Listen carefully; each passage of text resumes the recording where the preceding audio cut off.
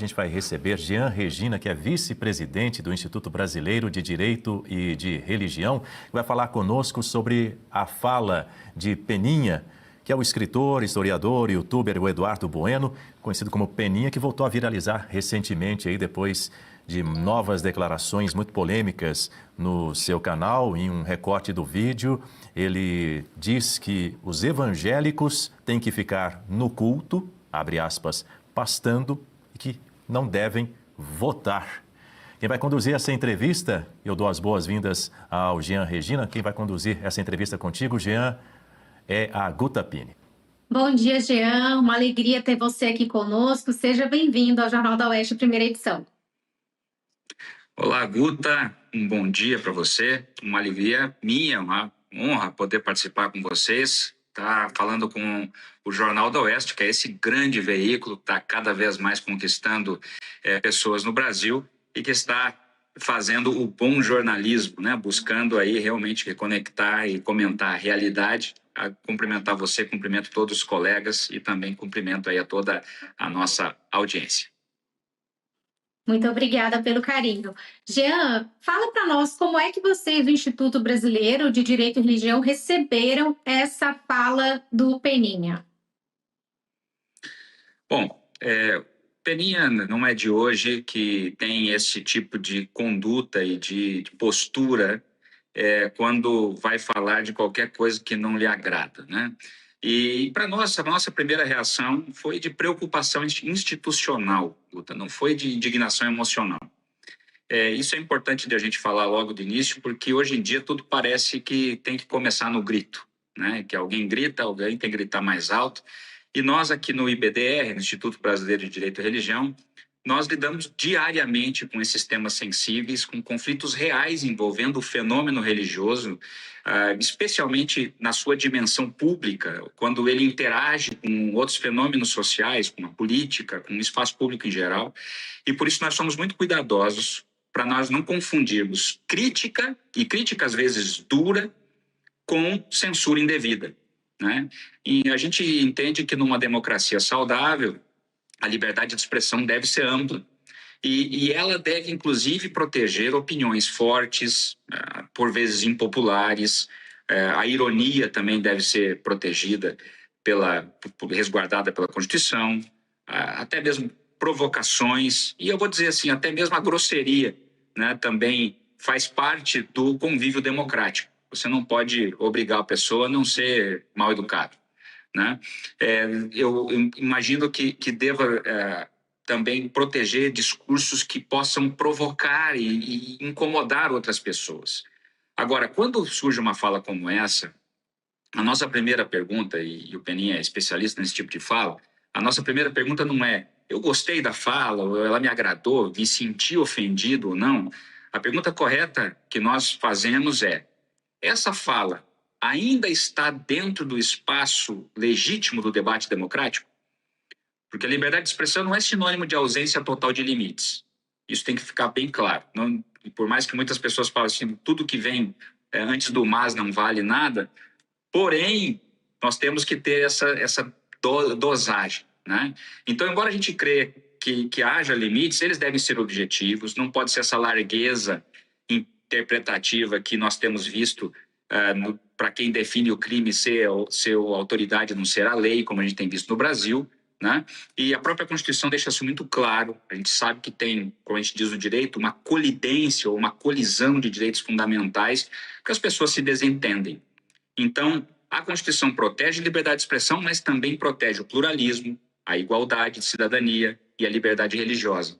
E tudo isso para validar o que nós chamamos, então, de dignidade da pessoa humana.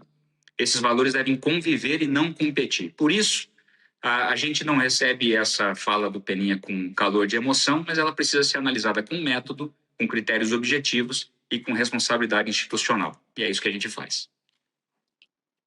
Ô, Jean, essa fala do Peninha, então, ela estaria dentro daquilo que se chama discurso de ódio? Não seria liberdade de expressão? Tem algum critério objetivo para que a gente consiga entender o que seria a liberdade de expressão, o que seria o discurso de ódio em si?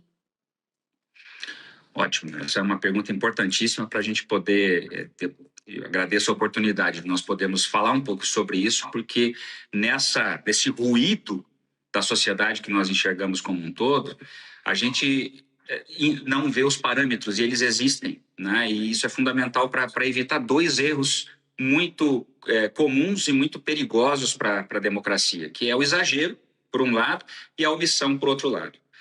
Nos últimos 15 anos, o discurso de ódio, essa expressão discurso de ódio, que é uma construção da doutrina jurídica em plano internacional, tem sido tratado no Brasil como uma categoria emocional.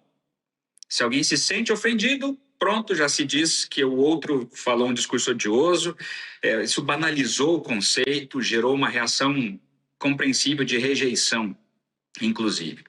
Mas o discurso de ódio no sentido sério, no sentido jurídico, democrático e até mesmo em parâmetros internacionais, não é identificado por uma palavra isolada ou por uma frase mal colocada, mesmo que ela seja deselegante ou até mesmo grosseira. Falar palavrão não é odiar.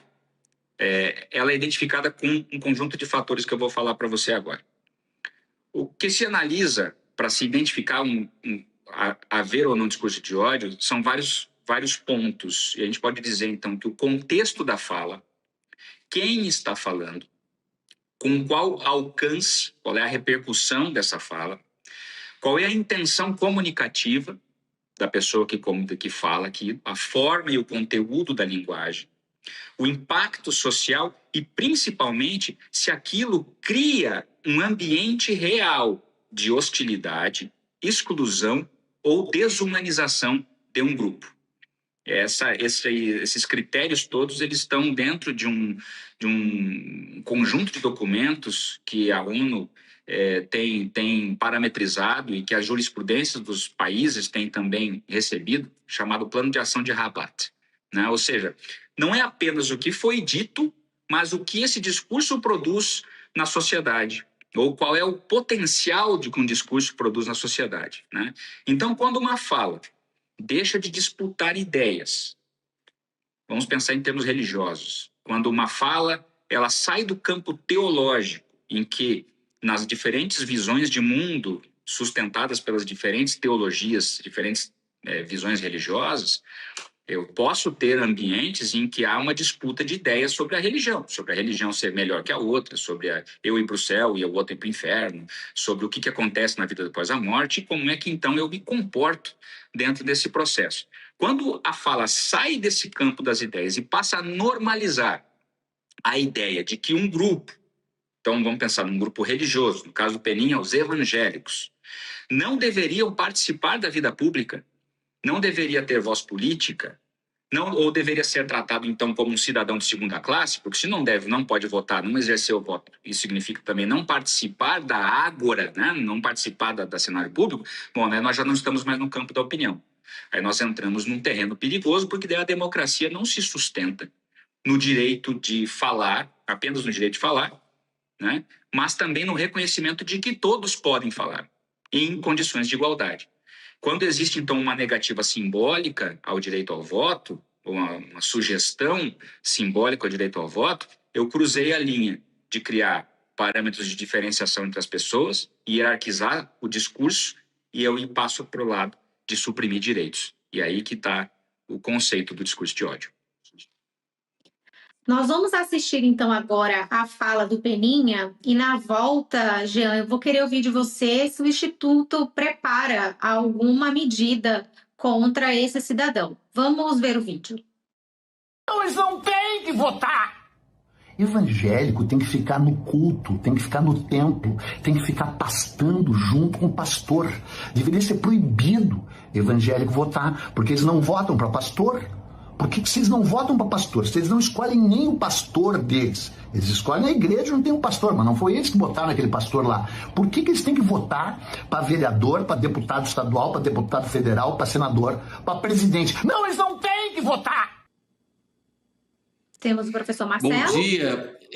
Sim, bom dia. Eu queria, assim, de uma forma bem objetiva, puxando a brasa naturalmente para minha sardinha, né, na área do direito penal, me parece muito claro o artigo 20 da Lei 7.716, né, que pune o preconceito, inclusive o de religião, tá?